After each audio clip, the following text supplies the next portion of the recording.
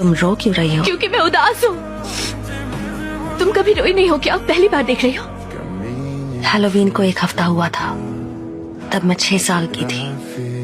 उन्हें ये बात हजम नहीं हुई कि कोई स्कॉर्पियन भी पाल सकता है। 2 लड़कों ने मुझे पकड़ कर रखा था। डैडी। और बाकी लड़के नीरो को तब तक कुचलते रहे जब तक उसे दफन करते समय बर्फ गिर रही थी। मेरा काला सा दिल उस दिन बहुत रोया था, पर आंसुओं से कुछ ठीक नहीं होता।